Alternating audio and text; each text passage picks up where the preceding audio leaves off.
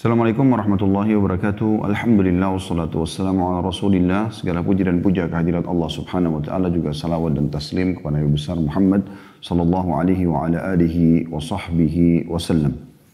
Saudaraku seiman, di awal pembukaan kita berdoa kepada Allah Subhanahu wa taala, semoga Allah ikhlaskan niat kita dalam menuntut ilmu ini, baik saya dalam menyampaikan juga teman-teman dalam mengikuti, dan semoga Allah jadikan ini sebagai tambahan amal kita pada hari kiamat dengan pahala yang sempurna. Dan juga semoga Allah Subhanahu wa taala dengan kemahamurahannya menerima seluruh amal yang pernah kita kerjakan, yang sedang kita kerjakan, yang akan kita kerjakan sampai menjelang ajal datang nanti dengan pahala yang sempurna. Dan semoga Allah menjadikan negara kita Indonesia negara yang aman, tentram, damai. Seluruh umat Islam di bawah naungan ukhuwah Islam dan hal ibadah mereka kembali kepada Al-Quran dan Sunnah. Dan semoga Allah memakmurkan negara ini semakmur-makmur, dan Allah berikan hidayah dan petunjuk para pemimpin agar berlaku adil. Dan semoga saja Allah juga menolong saudara kita dimanapun mereka tertindas, terutama di Palestina dan Syria. Semoga Allah ikhlaskan niat mereka, terima para syuhada mereka, mulakan Islam di tangan mereka dan tangan kita semua. Dan semoga Allah ikut sertakan kita bersama mereka di pahala, baik dengan doa, dengan harta, juga dengan jiwa kita. Dan semoga Allah Subhanahu wa taala memberikan kesabaran kepada kita atas adanya cobaan tidak berangkatnya jemaah haji Indonesia pada tahun ini. Semoga ini bisa menjadi tambahan pahala bagi teman-teman kita yang belum tercatatkan untuk berangkat. Dan semoga saja kita berharap Allah Subhanahu wa taala masih memberikan peluang kepada kita, karena haji pun belum masuk waktunya. Siapa tahu ada negosiasi yang lain yang bisa dimudahkan agar jemaah haji Indonesia bisa berangkat, ataupun kalau tidak maka tahun-tahun depannya insya Allah. Baik saudaraku seiman, yang perlu kita garis bawahi bahwasanya bahasan kita adalah masalah haji, ya, dari kitab Minhajul Muslim yang ditulis oleh Syekh Abu Bakar Jazair rahimahullah. Itu di pasal ke-12, dan kita sudah membahas materi pertamanya masalah hukum haji, umrah serta hikmahnya. Yang jelas haji itu wajib sekali seumur hidup bagi orang yang mampu, dan umrah hukumnya sunnah. Kalau ada yang mau mengerjakan haji yang kedua, yang ketiga, maka itu dibolehkan. Bahkan ada anjuran khusus untuk memperbanyak, untuk mengulang-ulangi ibadah haji dan umrah ini. Sebagaimana sabda Nabi SAW, rutinitaskanlah haji dan umrah itu, karena keduanya akan menghilangkan kemiskinan dan kesusahan hidup sebagaimana api menghilangkan karat dari besi. Dan bagaimana Nabi SAW juga bersabda, al-umratu lal-umrati, antara umrah ke umrah, mukaffiratun lima bainahunna idza sunibatil kabair, akan menjadi pembersih dosa di antara keduanya kalau dijauhi dosa-dosa besar. Dan Allah mengingatkan dalam surah Al-Imran ayat 97, a'udzu billahi minasyaitonir rajim, walillahi 'alan nasi hajjul baiti man istata'a ilaihi sabila. Mengerjakan haji adalah kewajiban manusia terhadap Allah, yaitu bagi yang sanggup mengadakan perjalanan ke Baitullah. Dan ini sudah kita jelaskan dengan lengkap pada pertemuan yang lalu. Juga sabda Nabi SAW, riwayat Abu Dawud, riwayat Ahmad, Al-Hakim, dan Al-Hakim mensahihkannya. Kata Nabi SAW, al-hajju marrah, faman zada fahuwa tatawwa'. Kewajiban haji hanya sekali, dan orang yang melakukannya lebih dari satu kali, maka itu adalah sunnah. Dan juga kita sudah membahas tentang hikmah haji dan umrah. Yaitu kata beliau, di antara hikmah disyaratkan haji dan umrah adalah untuk membersihkan jiwa dari pengaruh-pengaruh dosa, sehingga mampu dan layak menerima kemuliaan Allah Ta'ala di akhirat kelak. Berdasarkan sabda Nabi SAW, man hajja hadal baita falam yarfuth walam yafsuq kharaja min dhunubi kayawmi waladathu ummu. Orang yang melaksanakan haji ke Baitullah lalu dia tidak bersenggama, tidak pula berbuat kefasikan, maka dia keluar atau bebas dari dosa-dosanya seperti hari dilahirkan oleh ibunya. Dan hadis ini riwayat Bukhari dan Muslim. Ini juga sudah panjang lebar kita jelaskan. Oleh karena itu sangat wajar kalau setiap muslim, termasuk di Indonesia yang Masya Allah semangat kaum muslimin untuk haji itu ada. Karena mereka itu adalah rukun Islam mereka. Dan bagaimana mereka jauh-jauh sebelumnya menyetor dana mereka karena inginnya pergi haji. Bahkan ada orang yang mengumpulkan uang dari Rp1.000, Rp2.000 sampai akhirnya terkumpul dan bisa mengerjakan haji. Bahkan antri pun sampai belasan tahun mereka bersedia. Ini semua menandakan keimanan dan tanda-tanda kebaikan bagi warga Indonesia insya Allah. Dan semoga Allah subhanahu wa ta'ala memenuhi niat dan hajat mereka itu. Allah penuhi mereka melaksanakan ibadah haji sebelum wafat insya Allah. Dengan izin Allah dengan pahala yang sempurna. Dan Allah bersihkan dosa-dosa mereka seperti baru dilahirkan oleh ibunya sebagaimana hadis ini. Dan setiap mukmin walaupun ada seperti biji sawi dalam hatinya keimanan, pasti dia akan tergetar karena ingin dibersihkan dosanya. Saya melihat subhanallah, ada orang-orang yang Allah mudahkan pergi haji di umur-umur tua mereka. Rambutnya sudah beruban, kulitnya sudah berkeriput. Allah SWT mudahkan mereka ke sana. Di akhir hidupnya Allah mudahkan untuk membersihkan dosanya. Itu luar biasa. Bagaimana Allah mudahkan karunia yang luar biasa. Ya, apalagi insya Allah kedepannya pemerintah Saudi akan menambah kuota yang tadinya 2,5 juta jemaah haji, itu akan menjadi 5 juta. Insya Allah di saat proyek kedua masjid besar ini sudah selesai kurang lebih tahun 2030 dengan izin Allah Subhanahu Wa Taala. Maka peluang untuk melakukan ibadah haji ini sangat besar sekali. Kemudian juga sudah kita bahas materi kedua tentang syarat-syarat haji dan umrah. Yang pertama Islam, ya, jadi orang non-muslim tidak diterima. Kemudian yang kedua berakal, orang gila tentu tidak masuk dalam masalah ini.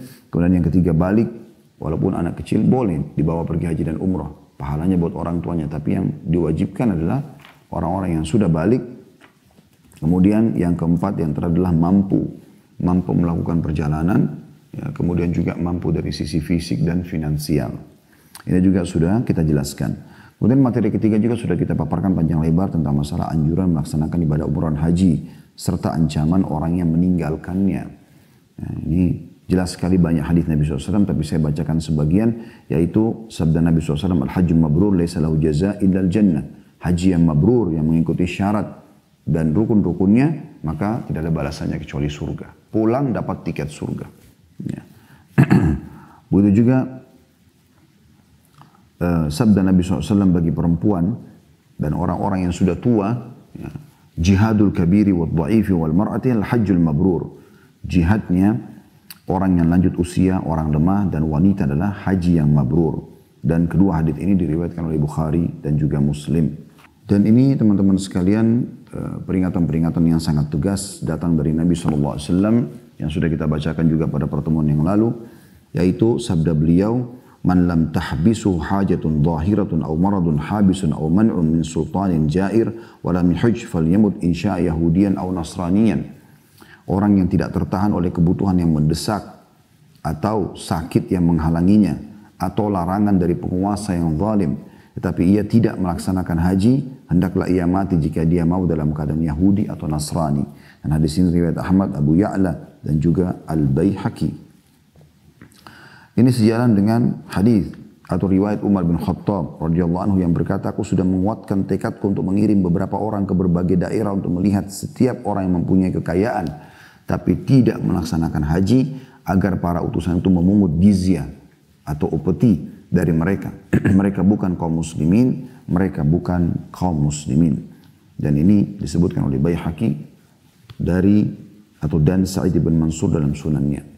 Ini sudah kita jelaskan pada pertemuan yang lalu. Hadis ini dilemahkan oleh sebagian ulama, namun ya, dipakai oleh sebagian ulama sebagai ancaman di sini karena memang ya, sifatnya orang yang meninggalkan haji ini tegas sekali seakan-akan, apalagi dia tidak ada udzur ya, maka seakan-akan dia melalaikan salah satu dari rukun Islam yang sudah wajib bagi dia. Kita akan masuk pada siang ini atau pagi ini teman-teman sekalian, jam 11.00 sampai 12.00 menjelang duhur nanti insya Allah, materi keempat. Dan khusus pada pekan ini kita majukan di jam 11 karena memang ada satu dan dua hal yang kami harus lakukan selepas sholat duhur nanti, maka yang biasanya jam 13.00 sampai 14.00 kita majukan di 11.00 sampai 12.00. Semoga teman-teman bisa memaklumi masalah itu. Sekarang kita masuk lebih dalam ke materi haji dan umrah ini, yaitu materi keempat tentang rukun haji, dan rukun pertamanya yaitu ihram. Kata Syekh Abu Bakar Jazair rahimahullah, haji mempunyai 4 rukun, yaitu ihram, menggunakan kain ihram, tawaf, mengelilingi Ka'bah, sa'i, berjalan antara Bukit Safa dan Marwah, dan wukuf di Arafah. Jika wukuf di Arafah, dia tetap tinggal di Arafah dari waktu duha sampai menjelang atau sampai terbenam matahari. Jika salah satu rukun dari keempat rukun tersebut tidak dipenuhi, maka hajinya batal dan tidak sah. Sedangkan umroh memiliki 3 rukun, yaitu ihram, tawaf, dan sa'i. Umroh tidak akan pernah sempurna kecuali dengan memenuhi ketiga rukun tersebut. Penjelasan mengenai rukun-rukun haji dan umroh tersebut adalah sebagai berikut. Kata beliau, rukun yang pertama dari rukun-rukun haji dan umroh adalah ihram, yaitu niat memasuki salah satu dari kedua ibadah tersebut, haji ataupun umroh, disertai dengan mengenakan pakaian ihram dan mengucapkan talbiyah. Ini rukun yang pertama. Ihram adalah pakaian khusus yang digunakan untuk melaksanakan ibadah haji ataupun umrah.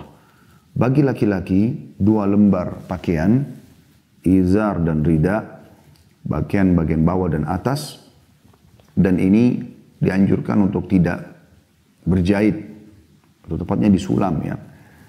Dan itu sudah umum. Semua kaum muslimin tidak asing bagi mereka baju ihram. Di mana-mana travel kalau akan memberangkatkan jemaah haji atau umrah akan memberikan paket baju ihram bagi laki-laki, dan anjurannya yang paling afdal berwarna putih bagi laki-laki, walaupun boleh menggunakan warna lain ya. Makanya sebagian travel ada yang mengikuti labelnya sedikit di situ mungkin supaya jemaahnya tidak hilang.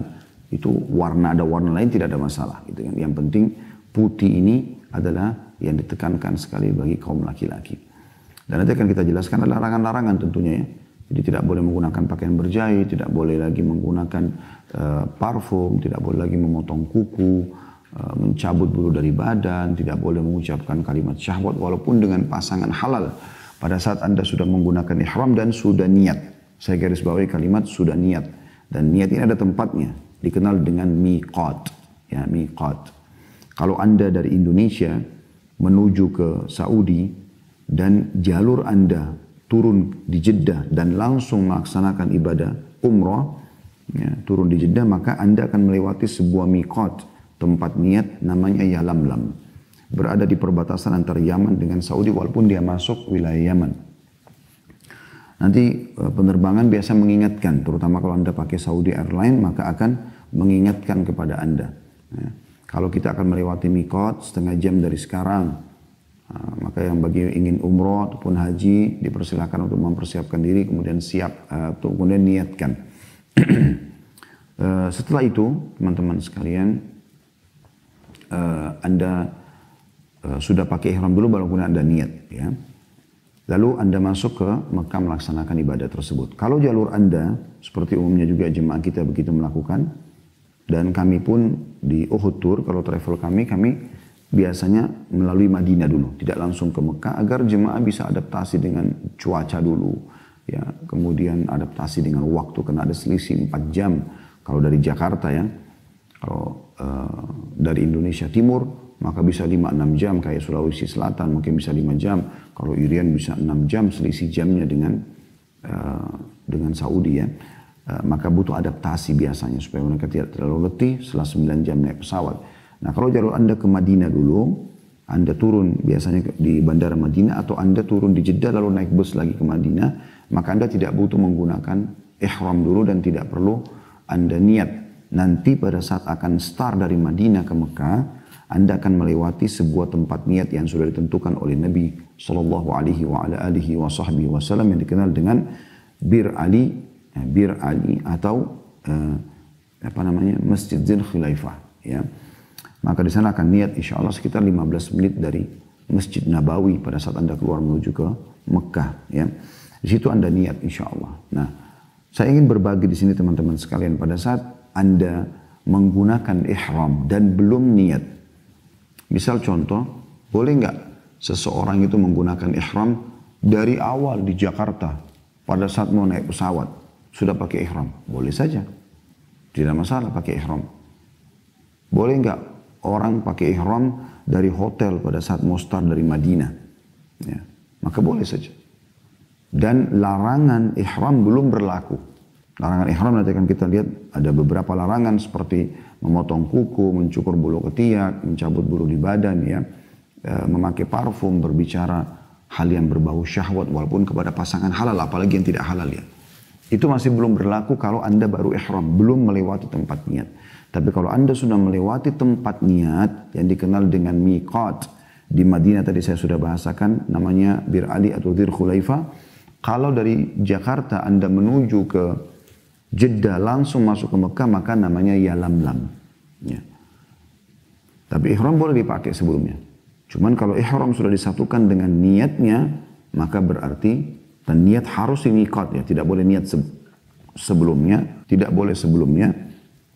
Maka secara otomatis ya Anda niat nanti di miqat tersebut. Sebelumnya tidak boleh niat. Kalau sudah di situ maka berlakulah pada saat itu larangan-larangan ihram. Kemudian juga Anda dianjurkan kata beliau mengucapkan talbiyah. Bagi yang pegang buku ada pada footnote di bawah dijelaskan apa itu talbiyah. Mengucapkan panggilan, menjawab ya panggilan Allah haji dan umrohnya dengan santun. Labbaik Allahumma labbaik. Ya Allah aku jawab panggilanmu dengan santun. Labbaik itu artinya aku jawab panggilanmu dengan santun. Di sini terjemahnya ya Allah aku datang memenuhi panggilanmu. Labbaik la syarika laka labbaik. Aku datang memenuhi panggilanmu. Tidak ada sekutu bagimu. Innal hamda wan ni'mata laka wal mulk. Aku datang memenuhi panggilanmu. Segala pujian, nikmat dan kekuasaan adalah milikmu. La syarika lak. Tidak ada sekutu bersamamu. Ini dianjurkan untuk terus diucapkan setelah Anda niat. Ya. Kalau Anda sudah pakai ihram, Anda sudah lewat miqat, sudah niat, ya. Anda mengucapkan labbaik Allahumma umratan. Ya Allah aku jawab panggilanmu untuk umrah. Kalau Anda mau haji nanti di Mekah di tanggal 8 Zulhijjah, Anda ucapkan niat ini di hotel Anda atau bagi penduduk Mekah di rumah mereka. Labbaik Allahumma hajjan. Ya, aku jawab panggilanmu untuk haji Allah. Tapi umumnya semuanya di awal itu dimulai dengan umrah dulu. Kemudian teman-teman sekalian, ya, setelah kita mengucapkan niat dan lewat miqat, kita mulai talbiyah. Labbaik Allahumma labbaik, labbaik la syarika laka labbaik, innal hamda wan ni'mata laka wal mulk la syarika lak. Terus diulang-ulangi. Sampai para sahabat disebutkan dalam beberapa athar, sampai tenggorokan mereka itu paruh. Karena mereka mengulangi terus pada saat jalan dari Madinah ke Mekah. Sekarang kita akan masuk ke bahasan beliau lebih dalam lagi. Kata beliau dalam ihram terdapat kewajiban-kewajiban, sunnah-sunnah dan larangan-larangan. Yaitu dimulai dari poin A-nya kewajiban-kewajiban ihram.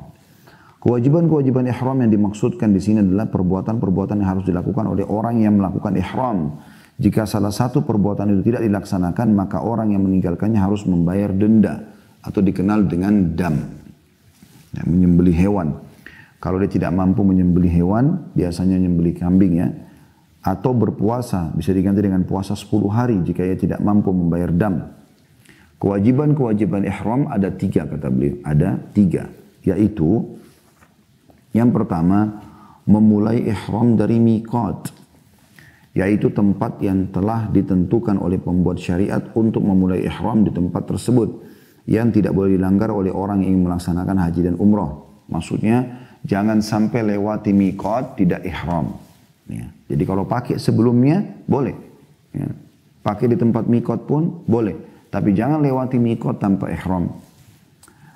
Abdullah bin Abbas radhiyallahu anhu berkata, wakkata Rasulullah sallallahu alaihi wasallam li ahli al-Madinati Dzul Hulaifah wa li ahli Syamil Juhfa wa li ahli Najdin Qarnal Manazil wa li ahli al-Yamani Yalamlam qala fahunna lahunna wa liman ata alaihinna min ghairi ahlihinna liman kana yuridu al-hajj wal umrah faman kana dunahunna famuhalluhu min ahlihi wa kadzalika hatta ahlu Makkah yuhilluna minha.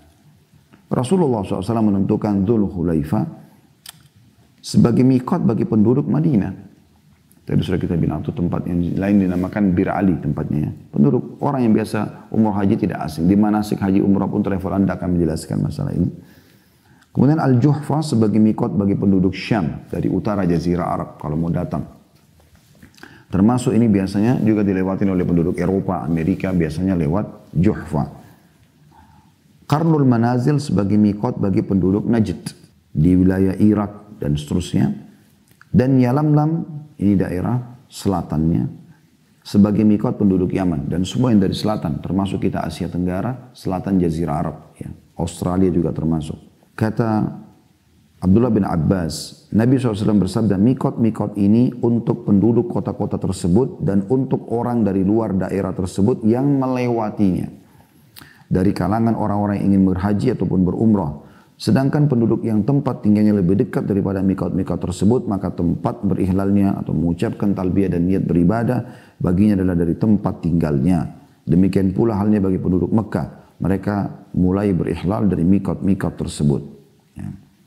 Yang dimaksud dengan ihlal ada footnote 1165 di bawah adalah mengucapkan talbiyah dengan suara keras disertai dengan niat melaksanakan haji dan umrah.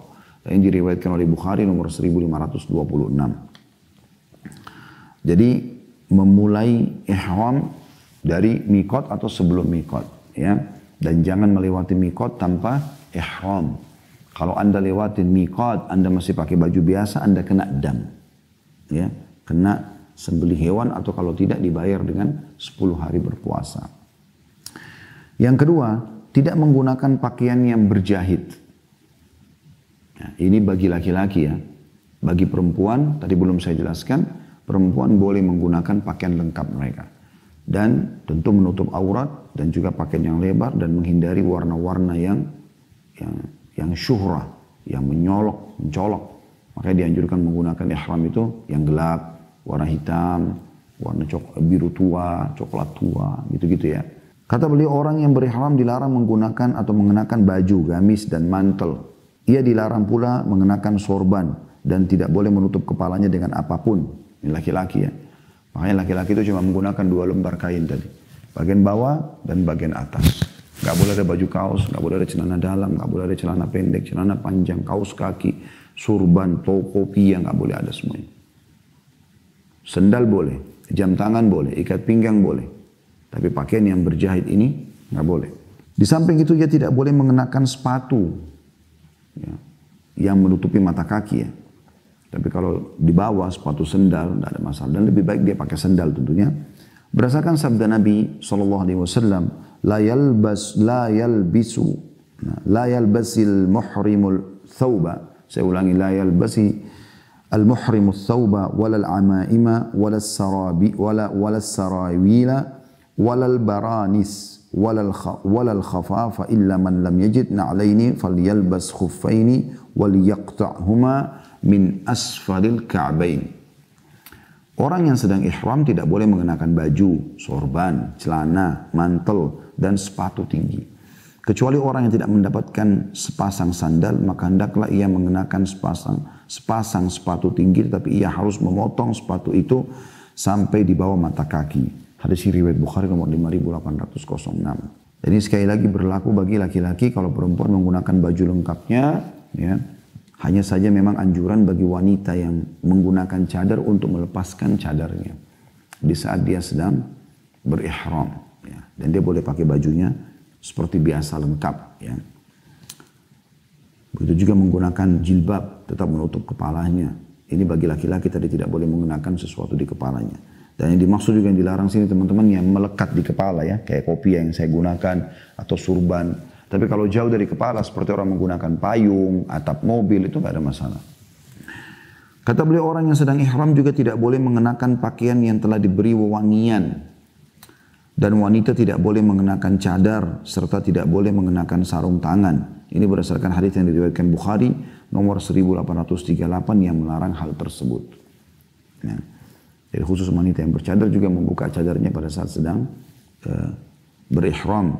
Begitu juga dengan sarung tangan, kaos tangan. Biasanya ada wanita yang pakai, Masya Allah, melengkapkan hijabnya. Ini juga dilepaskan di saat sedang berihram.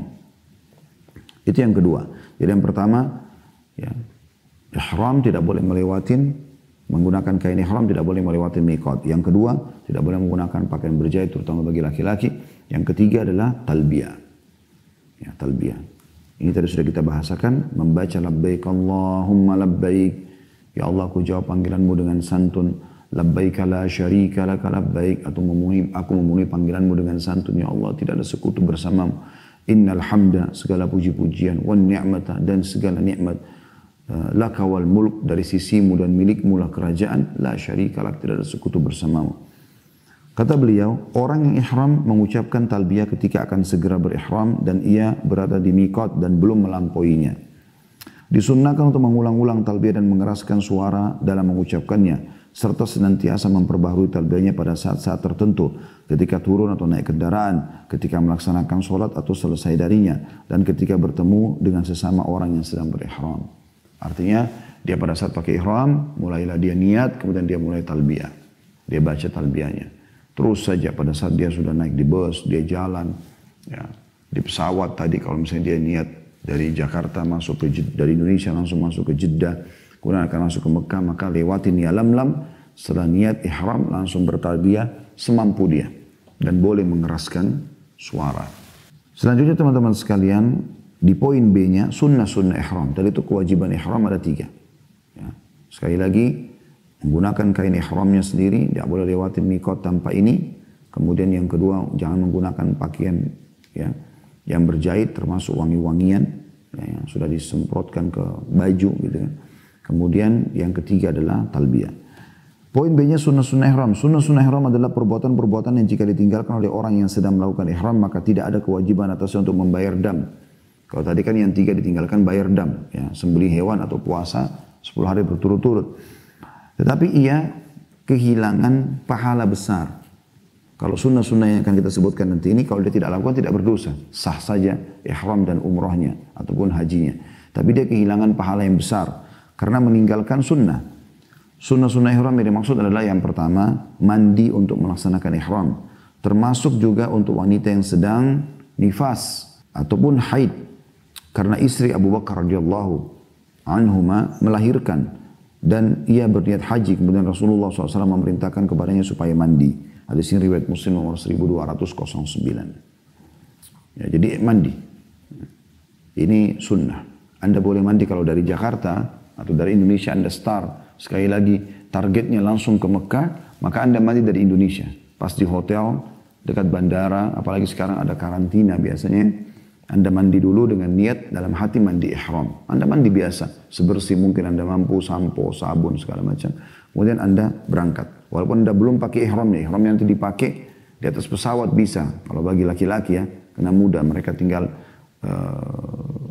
masuk kamar mandi 1 jam, 2 jam sebelum tiba melewati miqat. Mereka bisa masuk kamar mandi, tinggal ganti saja karena sudah mandi di Indonesia sebelumnya. Ya. Kalaupun dia lupa mandi, maka ini sunnah, tidak masalah. Di Madinah juga begitu. Kami selalu sarankan jemaah kami agar mandi di hotel, bersih-bersih, pakaian semua sudah disimpan di koper, sudah pakai ihram, turun ke bus, tinggal lewat miqat, niat, lalu kemudian kita ke Mekah. Yang kedua, ihram dengan mengenakan kain atau sarung berwarna putih yang bersih. Karena Rasulullah SAW melakukan hal tersebut. Nah di sini sunnah ya, walaupun boleh menggunakan warna lain sebagaimana saya katakan bagi laki-laki tadi. Bagi perempuan, menggunakan baju lengkapnya. Yang ketiga, dilaksanakannya ihram segera setelah mengerjakan sholat sunnah atau sholat wajib. Ya. Artinya, kalau dia tiba di miqat, ya, tempat niat misalnya, kemudian ada sholat, maka dia sholat, tidak masalah. Sholat dulu, kemudian dia niat. Ya. Atau dia pakai ihram, kemudian dia ikut sholat juga di situ, tidak ada masalah. Yang keempat, memotong kuku, mencukur kumis, mencabut bulu ketiak, dan mencukur rambut di sekitar kemaluan sebelum masuk ihram. Karena Rasulullah SAW melakukan hal tersebut. Nah, kalau ini adalah hal yang disunnahkan. Potong kuku laki-laki dan perempuan. Kemudian cukur bulu kemaluan laki-laki dan perempuan. Mencabut bulu ketiak atau mencukur bulu ketiak laki-laki dan perempuan. Mencukur kumis bagi laki-laki. Ya. Ini anjuran disunnahkannya. Tapi ini ingat ya teman-teman sekalian, sebelum niat. Kalau sudah niat, sudah pakai ihram nggak boleh lagi. Anda di atas bus baru mau gunting kuku. Ini setelah niat nggak boleh. Tapi masih di hotel nggak ada masalah. Makanya kami selalu sarankan kalau dari Madinah ke Mekah maka bersih-bersih dulu di kamar hotel. Setelah itu baru Anda menuju ke miqat dalam kondisi sudah potong kuku, sudah mencukur bulu ketiak, bulu kemaluan, dan juga sudah mencukur kumis bagi laki-laki. Yang kelima, disunnahkan mengulang-ulang talbiyah dan selalu mengucapkannya setiap menemui kendaraan baru seperti keadaan baru. Setiap menemui keadaan baru seperti naik atau turun kendaraan kayak misalnya di rest area atau Anda sedang istirahat, Anda turun dan naik lagi baca. Ya, Anda tertidur di bus, kemudian Anda bangun lagi, Anda baca lagi.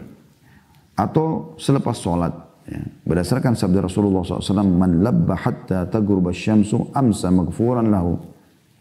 Barang siapa yang bertalbiyah sampai matahari terbenam, maka ia akan memasuki sore hari dalam keadaan mendapatkan ampunan dari Allah. Kemudian ini disebutkan oleh Ibnu Taimiyah, ya, tapi kata beliau tidak ditemukan takhrijnya. Ya. Yang keenam, berdoa dan bersalawat kepada Rasulullah SAW setelah talbiyah. Karena Rasulullah SAW ketika selesai bertalbiyah, beliau memohon kepada Allah agar dimasukkan ke dalam surga dan memohon perlindungan kepadanya dari neraka. Hadis ini disebutkan oleh Imam Syafi'i dalam musnadnya jadi 1 halaman 123 dan Daruqutni jadi 2 halaman 238. Artinya, teman-teman selama perjalanan ya, Anda musafir dan juga pada saat itu Anda bisa mustajab doa selain musafir juga orang yang sedang berihram, kesempatan teman-teman. Ya, boleh Anda di bus istirahat, di pesawat istirahat, tapi usahakan ada waktu di mana Anda, apalagi kalau sudah niat lewat miqat, Anda sibuk dengan doa, berzikir, ya. Luangkan waktu setengah jam, 1 jam khusus berdoa kepada Allah Subhanahu wa taala. Itu kesempatan diijabah apapun hajat-hajat Anda. Dan hajat yang paling penting bagi seorang muslim adalah diberikan kebahagiaan dunia dan selalu beriman kepada Allah dan taat mengerjakan amal saleh dan di akhirat masuk surga tanpa hisab. Itu jangan dilupakan. Selalu itu difokus untuk meminta kepada Allah Subhanahu wa ta'ala. Jadi kurang lebih ada 6 sunnah ihram. Mandi, ya, kemudian menggunakan kain berwarna putih bagi laki-laki, kemudian ya, segera berihram, kemudian yang keempat memotong kuku, ya, kemudian mengulang-ulang talbiyah yang kelima, dan yang keenam berdoa dan membaca salawat kepada Nabi SAW. Maksudnya memuji Allah, membaca salawat, kemudian berdoa kepada Allah SWT di selang antara talbiyah dia, antara niat dia sampai ke melaksanakan atau selesai melaksanakan ibadah umrah ataupun haji. Poin C-nya tentang masalah larangan-larangan ihram.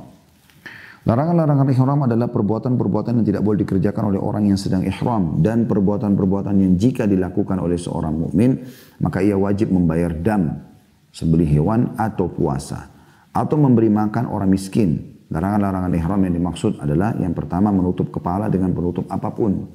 Bagi laki-laki ya, bagi perempuan nggak ada masalah. Yang dibahas laki-laki di sini. Ya, seperti menggunakan tadi kopiah, topi, pet atau apalah ya, yang langsung menutup bagian kepala. Termasuk kain ihram sendiri nggak boleh dipakai tutup walaupun panas. Ya. Kecuali orang yang lupa, tidak sengaja itu lain. Yang kedua mencukur rambut atau memotongnya walaupun sedikit, baik rambut, kepala maupun rambut lainnya. Setelah niat ya, setelah niat lewatin miqat, maka ini sudah berlaku. Sebelumnya kan justru sunnahnya memotong kuku, mencabut bulu ketiak, mencukur bulu kemaluan, mencukur kumis. Tapi setelah niat sudah nggak boleh lagi. Yang ketiga, tidak boleh memotong kuku, baik kuku tangan maupun kuku kaki. Ya, tadi yang kedua mencukur rambut ya. Kemudian yang keempat menyentuh wangian, tidak boleh lagi pakai parfum. Makanya teman-teman kalau sudah ihram, biasanya begitu. Kami ingatkan selalu jemaah kami. Kalau dari Madinah menuju ke Mekah, sudah lewat miqat, pas tiba di Mekah, biasanya kami berikan kunci kamar hotel dulu. Begitu juga teman-teman yang datang dari Indonesia langsung menuju ke Mekah, biasanya masuk ke hotel dulu. Diberikan kunci agar meletakkan koper-koper kita.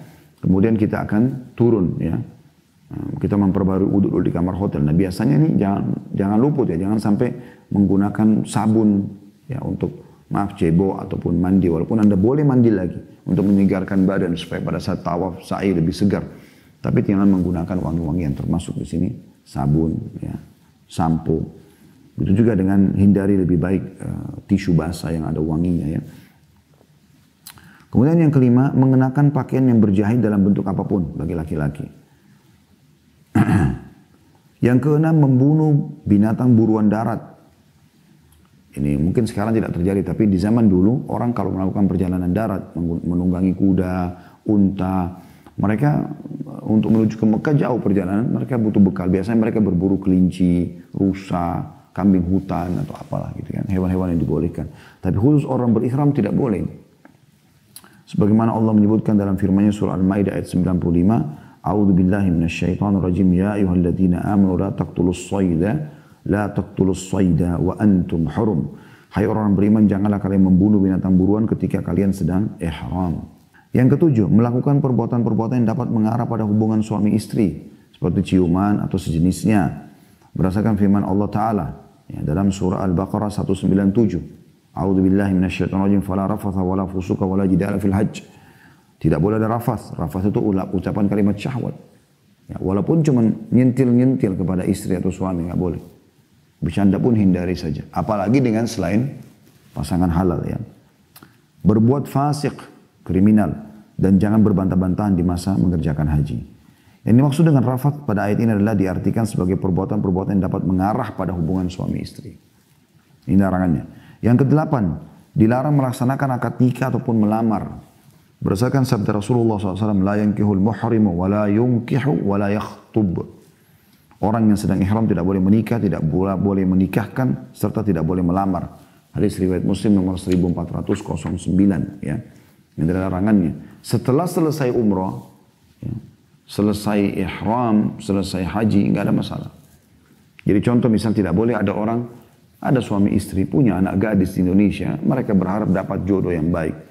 Pada saat lagi perjalanan, mereka melihat ada satu anak muda laki-laki soleh, satu bus, masih pakai ihram. Kemudian si ibu misalnya mengatakan pada ayah suaminya, anak itu soleh, bagaimana kalau kita tawarkan agar dia menjadi anak mantu kita. Kemudian si ayah pergi ke sana mengajak dia untuk ya, menjadi anak mantunya. Ini termasuk, dihindari saja. Ya. Tapi kalau selesai, boleh saja. Selesai umrah, selesai haji, maka boleh saja menikah. Bahkan banyak orang kita yang melaksanakan menikah di Masjidil Haram atau di wilayah Mekah ya. Kemarin pun waktu saat haji yang lalu, semoga Allah mudahkan kita haji ke depannya insya Allah berulang-ulang sampai ajal datang. Terakhir kami haji sekitar 2 tahun yang lalu, sebelum pandemi maksud saya, itu sempat ada jemaah haji Masya Allah yang bujang sama gadis, kemudian mereka minta dicarikan jodoh, kemudian subhanallah saya coba tanya kedua belah pihak, ternyata setuju dan si perempuan punya wali. Hanya kami akad nikahkan di sana. Masya Allah, Allah berkahi. Yang ke-9, melakukan hubungan suami istri. Ini fatal, tidak boleh. Ini langsung membatalkan haji dan umrah selama masih dalam keadaan berihram. Ya. Berdasarkan firman Allah Ta'ala dalam surah Al-Baqarah tadi ayatnya sama. A'udhu billahi minasyaitonirrajim. Fala rafatha wala fusuka wala jidala fil hajj. Tidak boleh rafath, berbuat fasik atau kriminal dan berbantah-bantahan di masa mengerjakan haji. Kata rafath di sini mencakup pada hubungan suami istri dan perbuatan-perbuatan yang mengarah ke sana. Kita masuk kepada penjelasan 9 larangan haji ini. Hukum larangan-larangan ihram tersebut. Hukum larangan-larangan ihram sebagaimana disebutkan di atas adalah kelima larangan pertama. Orang yang melakukan salah hal darinya maka ia wajib membayar fidyah, yaitu puasa 3 hari atau memberi makan 6 orang miskin, yaitu masing-masing mendapatkan 1 mud atau ukuran 544 gram gandum, atau menyembeli seekor kambing. Jadi ini opsinya. Ini adalah opsinya. Jadi dia berpuasa 3 hari berturut-turut atau memberi makan 6 orang miskin, masing-masing kurang lebih setengah kilo gandum, 544 gram ya. Atau menyembeli seekor kambing. Ini 5 larangan yang pertama. Kita kembali ke 5 larangan pertama adalah menutup kepala secara sengaja, ya, mencukur bulu di badan, kemudian atau mencabutnya, kemudian memotong kuku, kemudian memakai wangi-wangian, kemudian mengenakan pakaian yang berjahit. 5 hal ini kalau ada yang melanggar maka dia wajib melakukan tebusan ini, berpuasa 3 hari atau memberi makan 6 orang miskin, masing-masing 544 gram gandum. Kemudian kalau tidak, dia juga boleh menyembelih domba. Ya. Hal itu berdasarkan atau hal ini berdasarkan firman Allah Ta'ala dalam surah Al-Baqarah ayat 196. A'udhu billahi minasyaitonir rajim. Faman kana minkum maridan aw bihi adam min ra'si fafidyatun min siyamin aw sadaqatin aw nusuk. Jika ada di antara kalian yang sakit atau ada gangguan di kepalanya lalu ia bercukur, maka wajib atasnya berfidyah, yaitu berpuasa atau bersedekah atau berkurban. Adapun orang yang membunuh binatang buruan, ini larangan yang ke-6 tadi, maka ia harus menggantinya dengan binatang ternak. Jadi misalnya ada orang membunuh hewan yang ukuran badannya kurang lebih seperti kambing. Misalnya rusa atau ke bawah, kelinci, ya, lebih kecil daripada itu, maka yang dia bayar, dia tebus dengan kambing. Kalau ada yang diburu sama di hewan lebih besar dari kambing, ya, hewan lebih besar seperti zebra, ya, maka dia wajib menyembelih sapi. Kalau ada yang lebih besar lagi daripada itu, maka dia wajib menyembelih unta, ya kan, seperti itu. Sesuai dengan binatang yang dibunuhnya. Ya. Saya ulangi, adapun orang yang membunuh binatang buruan, maka ia harus menggantinya dengan binatang ternak sesuai dengan binatang yang dibunuhnya berdasarkan firman Allah Ta'ala dalam surah Al-Ma'idah ayat 95 yang bunyinya a'udzubillahi minasyaitonirrajim wa man qatala minkum muta'ammidan fajaza'u mithlu ma qatala minan na'am. Barang siapa di antara kalian membunuhnya dengan sengaja, ya, dendahnya ialah mengganti dengan binatang ternak seimbang dengan buruan yang dibunuhnya. Ada footnote di situ, kata Syekh Abu Bakar Al-Jazari rahimahullah, binatang ternak yang maksud adalah unta, sapi dan kambing, tidak boleh diganti hewan lain. Dan di antara yang diketahui tentang seimbangnya binatang-binatang tersebut dengan keputusan sahabat adalah orang yang membunuh burung unta, maka ia harus menggantinya dengan unta. Orang yang membunuh keledai liar, sapi liar, ya,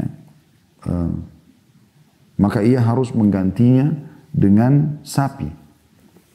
Orang yang membunuh kijang, ia harus menggantinya dengan kambing. Kelinci dengan anak kambing betina, burung dara dengan kambing. Jika ia tidak mendapatkan hewan-hewan yang setara, maka ia harus menghargakannya dengan beberapa dirham dan bersedekah seharga hewan-hewan tersebut. Jika ia tidak mampu, maka ia harus berpuasa dengan ketentuan 1 mud sama dengan puasa 1 hari. Nah, jadi ini penjelasan tentang masalah hewan buruan. Tentu di sini tidak terjadi di zaman kita sekarang ya. Karena orang sudah transportasi, Masya Allah, Allah mudahkan sekarang ada mobil, kemudian ada pesawat, ada kereta api ya. Dan itu hampir di sepanjang jalan banyak restoran-restoran. Jadi kita tidak butuh lagi untuk berburu. Bahkan sekarang sudah mudah orang di kereta api diberikan makanan atau bisa beli di kantinnya. Kemudian di pesawat juga dikasih makan ya. Di bus pun umumnya kalau travel sekarang siapkan makan atau kadang-kadang istirahat di tempat istirahat rest area mereka bisa makan, bisa beli macam-macam, bisa bawa cemilan dan segala macam hal. Ya, zaman dulu tuh mereka kerepotan sekali, maka hukum ini berlaku. Ya. Kemudian kata beliau selanjutnya perbuatan-perbuatan dapat mengarah pada hubungan suami istri. Ya ini larangan yang ketujuh ya. Perbuatan-perbuatan yang dapat mengarah pada hubungan suami istri, kata-kata syahwat ya dan seterusnya. Maka pelakunya harus membayar dam, yaitu menyembelih seekor kambing. Sedangkan kalau pelanggaran yang ke-9 tadi, langsung pindah ke-9 dulu, yang ke-8 kita langkai. Sedangkan melakukan hubungan suami istri, sesungguhnya perbuatan ini telah merusak dan membatalkan haji. Kalau masih ihram ya, sekali lagi masih ihram. Kalau Anda sudah buka ihram, kapan Anda buka ihram itu teman-teman? Kalau umroh, Anda sudah selesaikan sampai tahallul, mencukur rambut.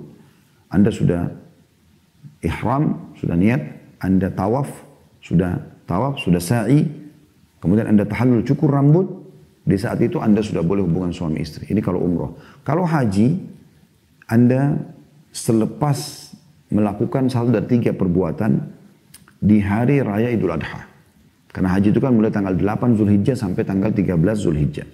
Tanggal 8 Zulhijjah itu dikenal dengan hari Tarwiyah. Ini biasanya jemaah haji pakai ihram, kemudian mereka masuk ke Mina. Mereka nginap di sana, kemudian mereka banyak berzikir kepada Allah Subhanahu wa taala, melaksanakan ibadah. Salat pun mereka kerjakan duhur, asar, maghrib, isya sampai subuh. Kemudian tanggal 9-nya selepas waktu duha dan menjelang duhur mereka menuju ke Arafah. Nah ini hari wajibnya haji. Kalau tanggal 8 tadi hari Tarwiyah, sunnahnya haji. Kemudian mereka ini masih berihram nih, ya, tidak boleh hubungan suami istri. Nggak boleh ada syahwat, tidak boleh melanggar tadi larangan-larangan tersebut. Mereka terus saja berzikir, beribadah kepada Allah di Arafah sampai terbenam matahari. Malamnya mereka ke Muzdalifah, tanggal 9 itu malam lebaran Idul Adha. Mereka nginap atau lewat pertengahan malam, ya, sunnahnya sampai sholat subuh. Selepas itu mereka hari raya Idul Adha tanggal 10 Zulhijjah mereka boleh berihram, mereka boleh membuka ya, baju ihramnya dengan cara atau melaksanakan 1 dari 3 hal. Mereka berkurban, atau mereka tawaf ifadah, atau mereka jumrah, melontar. Kalau Anda kerjakan 1 dari 3 hal ini, maka Anda boleh tahallul, cukur rambut, lalu Anda buka kain ihram. Cuma di haji ini, kalau Anda baru berkurban di Idul Adha itu Anda halal semuanya. Sudah boleh pakai baju biasa, sudah boleh cukur rambut, sudah boleh pakai wangi kecuali hubungan suami istri. Kalau Anda juga jumrah, Aqabah, melontar pada hari itu, sama dengan tadi kalau Anda berkurban. Semua halal kecuali hubungan suami istri. Yang menghalalkan suami istri adalah tawaf ifadah, tawaf wajibnya haji. Makanya banyak travel itu di malam Idul Adha itu, tanggal 9 malam Muzdalifah, mereka langsung Kalau lewat sepertiga atau pertengahan malam mereka menuju ke Masjidil Haram untuk tawaf ifadah. Supaya jamaah jangan sampai ada yang melanggar ini, ya. Karena mereka kalau melanggar ini bisa membatalkan hajinya, bisa membatalkan hajinya. Kemudian selanjutnya tentu setelah itu mereka pakai baju biasa, tanggal 10, 11, 12, 13 mereka tinggal di Mina. Nah, mereka pakai baju biasa, kemudian kerjanya tiap hari cuma jumroh, melontar ya. Yang lainnya tentu diisi dengan zikir, sholat berjamaah dan seterusnya, tapi melontar. Idul Adha mereka melontar cuma satu jumroh Aqabah, 11, 12, 13 hari tasyrik mereka melontar 3. Kecil, sedang, besar gitu disilakan ya. Sugura, wusta dan kubra atau jamroh Aqabah. Kata beliau, perbuatan-perbuatan yang dapat mengarah pada hubungan suami istri maka pelakunya harus membayar dam, yaitu menyembelih seekor kambing. Sedangkan melakukan hubungan suami istri sesungguhnya perbuatan itu telah merusak atau membatalkan haji. Tapi pelakunya wajib meneruskan hajinya sampai selesai dan ia harus berkurban menyembelih unta. Jika ia tidak mendapatkan maka ia harus puasa 10 hari dan ia harus mengulangi atau mengqadha hajinya pada tahun lain. Ini gara-gara hubungan biologis sebelum masa tahallul tadi, ya, cukur rambut. Ketentuan ini berdasarkan riwayat Malik dalam kitab Muwatta bahwa Umar bin Khattab, Ali bin Abi Thalib dan Abu Hurairah radhiyallahu anhum ajma'in pernah ditanya seseorang tentang seorang suami yang menggauli istrinya ketika ia melakukan ihram untuk haji. Maka menjawab bahwa pasangan suami istri tersebut harus meneruskan hajinya sampai keduanya menyelesaikan hajinya. Kemudian keduanya harus melaksanakan haji pada tahun yang akan datang dan wajib haji atau berkurban. Sedangkan poin yang ke-8, larangan ke-8, yaitu melamar, ya, dilamar, ya, menikahkan. Mengenai akad nikah, melamar dan semua dosa seperti menggunjing, mengadu domba dan seluruh perbuatan yang termasuk dalam kategori fasik, ya, maka pelakunya harus bertobat dan beristighfar. Karena tidak ada dalil dari pembuat syariat Allah SWT yang mewajibkan kafar atau denda atasnya kecuali bertobat dan beristighfar. Nah, jadi ini rukun pertama dari rukun haji. Ya. Dan insya Allah ya, ini juga termasuk rukun daripada umrah ya. Dan kita akan lanjutkan insya Allah pada waktu datang rukun yang kedua tawaf. Ya, dan rukun yang ketiga sa'i. Ya. Hanya saja kalau haji ditambah itu umrah selesai dengan 3 itu. Kalau haji ditambah dengan wukuf di Arafah yang akan kita jelaskan nanti panjang lebar di pertemuan akan datang insyaallah. Allahu a'lam. Kalau ada benar dari Allah, kalau ada salah dari saya mohon dimaafkan. Subhanakallahumma bihamdika asyhadu an la ilaha illa anta astaghfiruka wa atubu ilaik. Wassalamualaikum warahmatullahi wabarakatuh.